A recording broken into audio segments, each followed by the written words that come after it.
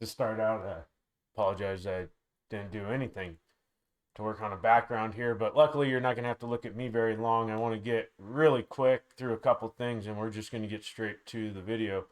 Um, I've never talked on camera before, so I keep looking at the monitor and not the camera. I apologize for that. I'm super fidgety as well. Anyhow, so Wagon Wheel Outdoors, right? That's us. This is a collection of a number of outdoorsmen as well as outdoor entities coming together. A podcast, a photography company, just a group of outdoorsmen scattered all over the United States and into Canada. So what our goal here is to bring you just as good a quality content as we can possibly bring you. And just getting started out here, it's not going to come as fast as I'm sure we would like, but any input we can get from you is always going to be welcome, and we really hope to hear from you. Also, I think we're going to try to get a few of these types of videos out. This is going to be a really quick overview. So if there's actually questions pertaining to maybe more in-depth portions of this kind of scouting, then we can come and back and we'll revisit them. I'll go more into depth. I'll talk about anything anybody wants to. We can get as specific as the questions come.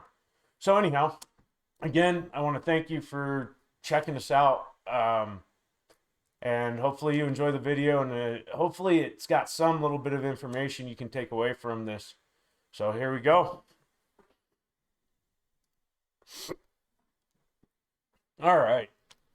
So to start with, there's a couple programs that one is free, one you pay a little bit for. There's a lot of other programs that you pay more money for, but for right now, we're going to talk about a couple, one that you pay for and one that's free. This is OnX.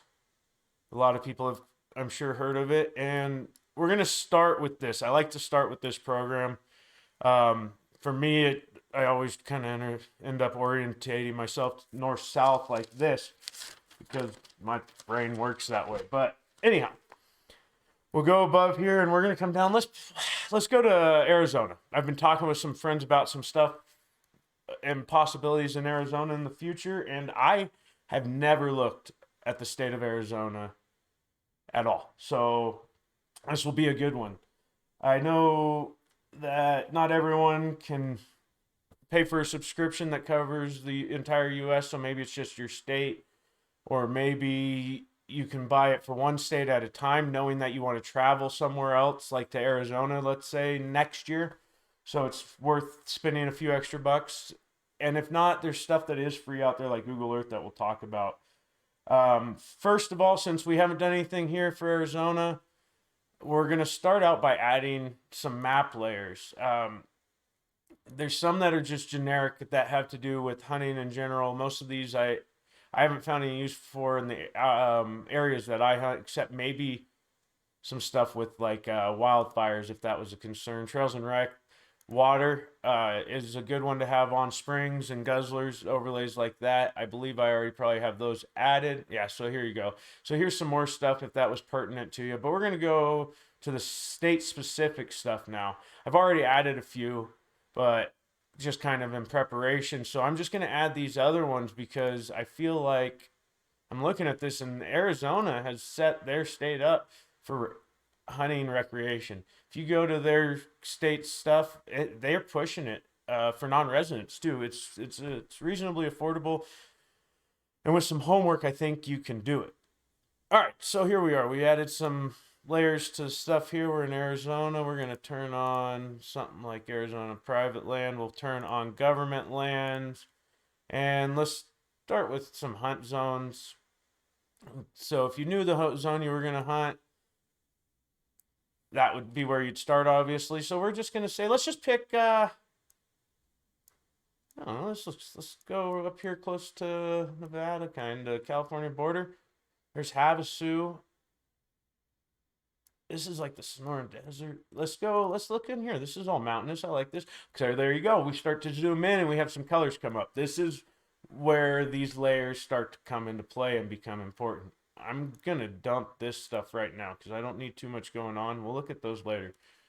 You start to zoom in and you start to see different stuff show up on the map. And there's different ways to look up what these different colors mean, but a real easy one is you just click on the map and it's going to tell you this is BLM. This is public land. There's Jesus, what, 2 million acres here in this section or something? Did I read that right?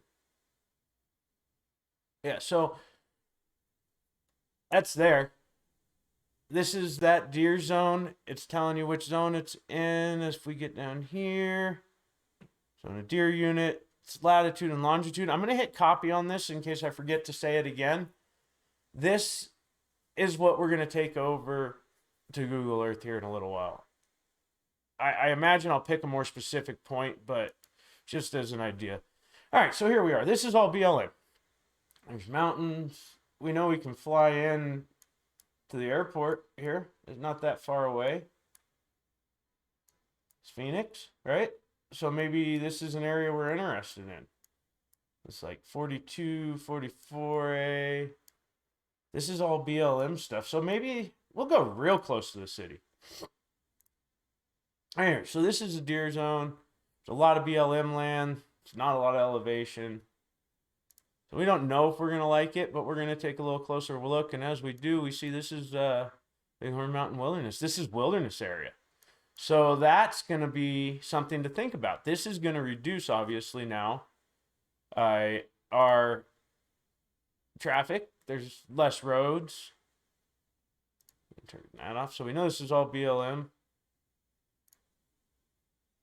Or in this case, some of this is wilderness as well. And we'll just zoom in here. We're going to start moving along a little quicker. I found water very quickly. And so that's what we'll start with. We'll turn this off so we can see colors better. And I'm going to zoom in here a little bit, and this is going to load. And this is a guzzler. Bighorn Peaks 1, it's a guzzler. Arizona, it's been there a long time. It's there in the Bighorn Mountains Wilderness. So you can see weather and stuff like that, obviously, off of it. Everything else. There's more you can do we won't worry about today, but here's a guzzler site in the wilderness up on this mountain. Now, this is a south-facing slope, it looks like, but if we move over into here, we can start, we're still southeast, but not that far away. We can start to get into these bowls and pockets and stuff like this. This slope here. And we can see there's a lot of really steep country in here. But I mean, there's trees, there's shade, there's these rocks. I mean, everybody's seen bucks sitting up under good rocks like that. So now this is an area that's interesting. We like it. We know there's water, there's shelter, feed. And I like to just add a waypoint. I just stick with the standard one. This means to me that I haven't investigated this very far. In fact, I haven't been changing them on most of my OnX stuff, and I need to go back through now and change them all. So we went through, we added some layers, we found some water. We ended up finding a guzzler. Springs would be little blue dots. You can use this now with the contour lens, the hybrid mode, showing me, you know, that this basin has this steepness to it, but I can turn that off to kind of look a little better. I can get pretty damn low down here. And now, and really kind of see to some degree what's going on here. I'll zoom out a little bit. We're a little close. A little drainage. So maybe it's not the greatest. Might depend on what we know about the area. Not seeing a ton of brush. But maybe this is a type of country where the deer are down here in these lower ends. These little slips. Stuff like this. And this would all be real huntable. You could get into this pretty easily. I mean, it might be a little bit of a walk. I don't know where the nearest road is. But that's all good. So we've got this point here.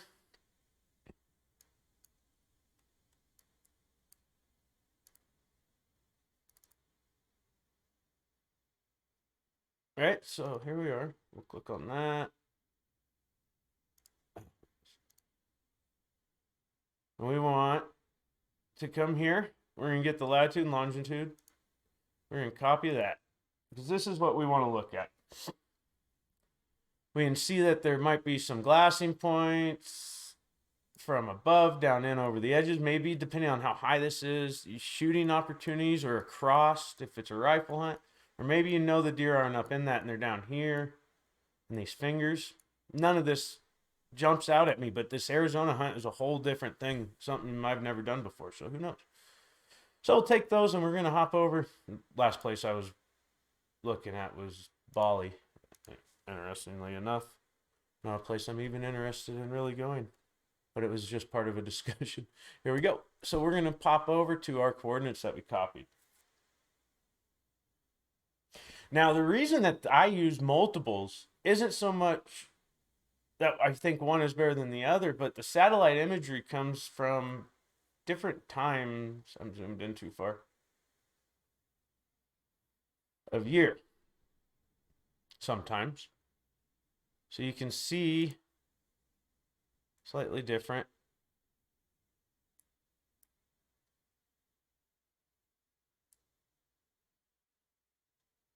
views. Right? It's not much different. This is Arizona. But all of a sudden, too, because of how it spun us around, I noticed there's a bunch of agriculture here, too. That greatly now, to me, increases the chance that this might actually be country that's worth looking at. Here's a road. Where I was looking isn't that big of a hike. This isn't that big of a deal. I mean, this is straight line shit, but let's see.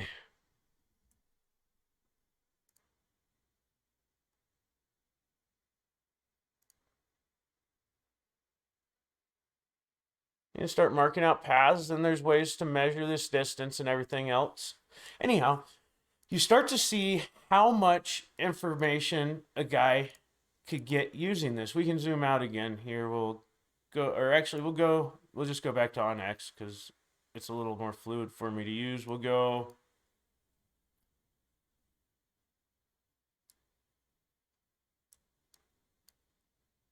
up here into Nevada.